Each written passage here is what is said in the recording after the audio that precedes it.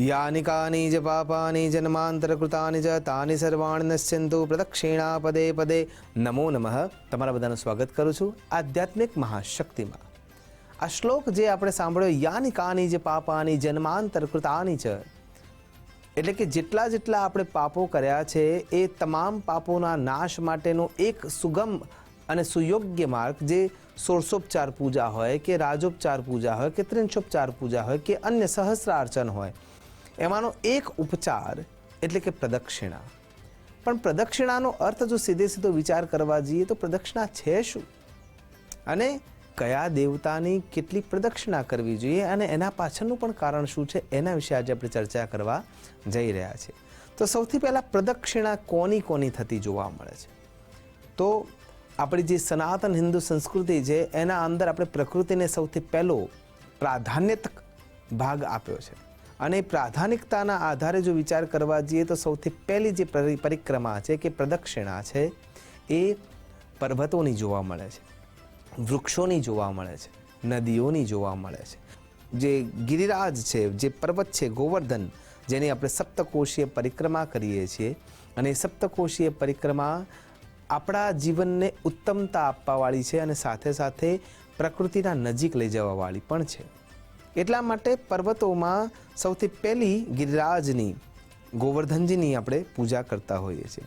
ત્યારબાદ વિચાર કરીએ તો લીલી પરિક્રમા, એટલે કે જે ગિરનાર, ગરવો ગઢ ગિરનાર જે છે, જે પોતાના અંદર અનેક પ્રકારના રહસ્યો છુપાવીને બેઠો છે, એવા ગિરનારની પરિક્રમા આપણે કરતા હોઈએ છીએ। અને એનાથી આગળ જ્યારે આપણે વિચાર કરીએ ત્યારે વૃક્ષો આવે છે, તો વૃક્ષોની પરિક્રમામાં બેન દીકરીઓ વટ સાવિત્રીની પૂજા અર્ચના કરતા હોય છે, ત્યારે વૃક્ષોની પરિક્રમા કરતા હોય છે અને સૂતરનો જે તાર છે એ સૂતરના તારને બાંધીને એની પરિક્રમા કરતા જોવા મળે છે। ત્યારબાદ પીપળાના, એટલે કે અશ્વત્થ વૃક્ષ જે છે એની પણ પરિક્રમા થતી જોવા મળે છે, બિલ્વ વૃક્ષની પણ પરિક્રમા થતી જોવા મળે છે। તો જે પ્રમાણે આપણે પ્રકૃતિના સાનિધ્યમાં જઈએ છીએ એ પ્રમાણે એ આપણને લાભાન્વિત કરે છે। જેમ કે તુલસીજીની જ્યારે તમે પરિક્રમા 3 થી 4 વખત કરો છો, ત્યાં સુધીમાં એના ઉપરથી જે પવન વાય છે એ પવન તમારા શરીરને સ્વાસ્થ્યવર્ધકતા માટે ક્યાંક ને ક્યાંક લાભ કરે છે। અશ્વત્થ એટલે કે પીપળાની જ્યારે તમે પરિક્રમા કરી રહ્યા છો તો એ પીપળો પણ એ જ પ્રમાણે એના શરીરમાંથી, એટલે કે મૂળ તો બ્રહ્મ રૂપાય, મધ્ય તો વિષ્ણુ રૂપિને, અગ્રત શિવ રૂપાય, તો એ પ્રમાણે ત્રણે દેવોનું જે આરાધન ચાલી રહ્યું છે એ વખતે જ્યારે તમે સૂતરનો તાર બાંધી રહ્યા છો તો એ વખતે જ તમારા શરીરના અંદર પ્રાણ વાયુ તત્વ જે છે એના માધ્યમથી ઉન્નત થતો જાય છે અને એ આપણને લાભાન્વિત કરી રહ્યો છે। એટલા માટે પ્રકૃતિના નજીક જઈએ છીએ। અને ત્યારબાદ જે ત્રીજા નંબરની પ્રકૃતિની પરિક્રમા છે એમાં નદીઓની પરિક્રમા આપણને જોવા મળે છે। જેમ કે તિલકવાડા ક્ષેત્રથી રામપુરા ક્ષેત્ર સુધીના અંદર જે ઉત્તર વાહિની નર્મદાજી છે એની પરિક્રમા આપણે સૌ કરતા હોઈએ છીએ। ખાસ કરીને ચૈત્ર માસના અંદર આ ક્રિયા થતી જોવા મળે છે। એટલા માટે જે તીર્થો છે એ તીર્થોના ક્ષેત્રોમાં જ્યારે આપણે જઈએ છીએ ત્યારે એમાંથી પ્રકૃતિના જે લાભાન્વિત કરવાવાળા જે તત્વો છે એ ચોક્કસ આપણને લાભ કરતા હોઈએ છીએ। પણ જો આપણે એ નથી કરી શકતા તો આપણે જે પરિક્રમા કરવા માટે જઈએ છીએ એમાં દેવ તત્વની આરાધના પણ જરૂરી છે। જેમ કે ભગવાન સાંબ સદા શિવના મંદિરમાં તમે ગયા છો તો શાસ્ત્રોએ બતાવેલા નિયમ પ્રમાણે સાર્ધ્વ પરિક્રમા અથવા સાર્ધ્વ એટલે કે અડધી પરિક્રમા પ્રદક્ષિણા કરવી જોઈએ। તો આ પ્રમાણે પરિક્રમા ભગવાન સાંબ સદા શિવની થાય છે, તો પછી અન્ય દેવોની પરિક્રમા કેવી રીતે થતી હશે? તો શાસ્ત્રમાં ખૂબ જ સ્પષ્ટતાથી શ્લોક જોવા મળે છે। એકા ચંડ્યા રવેહ સપ્ત તિસ્ત્રઃ કાર્યા વિનાયકે હરેશ્ચત્રસ્ત્રઃ કર્તવ્યઃ શિવસ્યાદ પ્રદક્ષિણા। એનો મતલબ એવો થાય છે એકા ચંડ્યા એટલે કે જેટલા પણ ભગવતી પરાંબાના મંદિરો છે એમાં બહુચરાજીનું નામ લઈ લો, અંબિકાનું નામ લઈ લો, કાલિકાનું નામ લઈ લો, સરસ્વતી દેવીનું નામ લઈ લો, ગાયત્રી દેવીનું નામ લઈ લો, અથવા જે આપણે નામ જાણીએ છીએ પરાંબાના જેટલા પણ સ્ત્રી સ્વરૂપો છે અને એ દેવી સ્વરૂપોના મંદિરોમાં જ્યારે આપણે જઈએ છીએ ત્યારે જ્યારે આપણે પરિક્રમા કરવાનો વિચાર કરીએ છીએ તો પ્રદક્ષિણા એક કરવી જોઈએ। કેમ કે માં જગદંબા પરાંબા તો બાળક જ્યારે એના આગળ ફરતું હોય તો એ એટલી બધી દ્રવિત થઈ જાય છે કે એક જ વારમાં એ પોતાના આગોશમાં લઈ લે છે। કહેવાનો અહીંયા અર્થ એ છે કે માં જલ્દી રીઝી જાય છે અને એટલા માટે એમની એક જ પરિક્રમા જોવા મળતી હોય છે. તો પછી ભગવાન સાંબ સદાશિવની અડધી પરિક્રમા કેમ કરવામાં આવે છે? તો એના પાછળનો વિચાર કરીએ તો એવો સ્પષ્ટ છે કે અહીંયા અર્ધનારેશ્વર રૂપમાં ભગવાન બેઠેલા છે.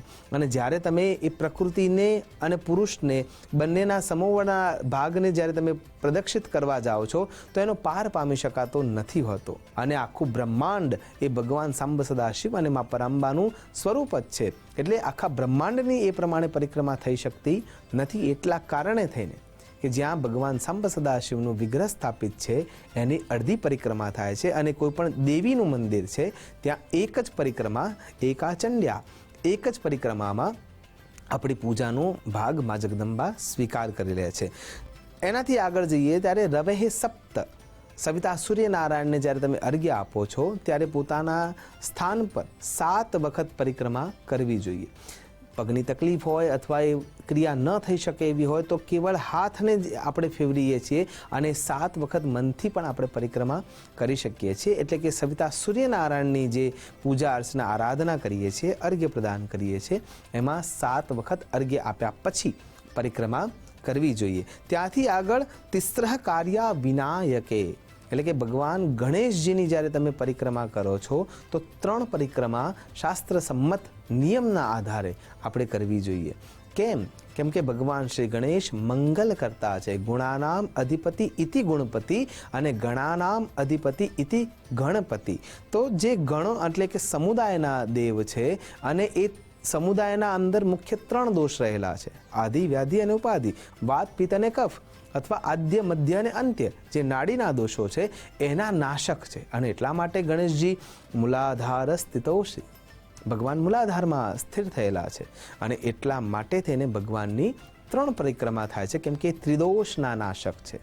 હરેશ્ચત્રસ્ત્ર, ભગવાન શ્રી વિષ્ણુ નારાયણ અને એમના જે 24 અવતારો છે એ 24 અવતારનું જે કોઈ પણ જગ્યાએ મંદિર છે ત્યાં 4 પરિક્રમા કરવી જોઈએ. કેમ કે પાલન પોષણ કરવાવાળા દેવ છે અને એટલા માટે 4 પુરુષાર્થ છે: ધર્મ, અર્થ, કામ અને મોક્ષ. આ 4 પુરુષાર્થ જે પૂર્ણ કરવામાં મદદ કરે છે, સહાયક બને છે, એ ભગવાન શ્રીમન નારાયણ છે, વિષ્ણુ ભગવાન છે. અને એટલા માટે એમની 4 પરિક્રમા કરવામાં આવતી હોય છે. શિવ સાધ્ય પ્રદક્ષિણા અને પછી ભગવાન સાંબ સદાશિવની અડધી પરિક્રમા થાય છે. તો આ પ્રમાણે જ્યારે વિચાર કરીએ છીએ ત્યારે આપણે જ્યારે નિયમ લઈએ છીએ તો માનો કે યજ્ઞ ચાલી રહ્યો છે અને યજ્ઞની પરિક્રમા કરવી છે તો યજ્ઞની તમે જેટલી પરિક્રમા કરવી હોય એટલી કરી શકો છો. વટ સાવિત્રીના નિયમમાં અથવા પીપળાના વૃક્ષના આજુબાજુમાં તમે જ્યારે પરિક્રમા કરી રહ્યા છો અને તમે સંકલ્પ એવો કર્યો છે કે મારે 108 વખત જપ કરવા છે, અથવા તમે મનમાં એવો સંકલ્પ કરો છો કે મારે વિષ્ણુ સહસ્રનામના નામ બોલતા બોલતા એક નામે એક પરિક્રમા કરવી છે, તો તમે 1000 વાર પણ પરિક્રમા કરી જ શકો છો. પણ શાસ્ત્રના નિયમોના આધારે જે વર્ણિત છે એમાં આ પ્રમાણેની પરિક્રમાનો ઉલ્લેખ જોવા મળે છે. અને એ પરિક્રમા કરતા વખતે કેટલાક વૈદિક અને પૌરાણિક મંત્રો છે.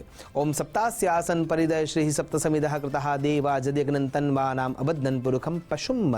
અને એ જ જગ્યાએ જ્યારે પુરાણનો આધાર લેવા માટે જઈ રહ્યા છીએ ત્યારે યાની કાની ચ પાપાની જન્માંતર કૃતાની ચ તાની સર્વાણી નશ્યંતુ પ્રદક્ષિણા પદે પદે. એટલે કે એક પ્રદક્ષિણા જ્યારે તમે કરી રહ્યા છો તો એ પદે પદે એક પગના ચરણમાં, એક ચરણે, એક શ્વાસે શ્વાસે પણ જ્યારે તમે ભગવાનનું નામ સ્મરણ કરીને પરિક્રમા કરી રહ્યા છો, પ્રદક્ષિણા કરી રહ્યા છો અથવા ફરી રહ્યા છો ત્યારે પગલે પગલે આપણા પાપ દૂર થાય છે. આશા કરું છું ભગવાન અને ભગવતીની આરાધના કરતા વખતે કેટલાક ચોક્કસ નિયમોને આપણે પાલિત કરીએ અને એ નિયમોના આધારે આપણે લાભાન્વિત થઈ શકીએ. એ જ અભ્યર્થના સાથે નમસ્કાર. અસ્તુ સદા શિવોહમ. નમો નમઃ.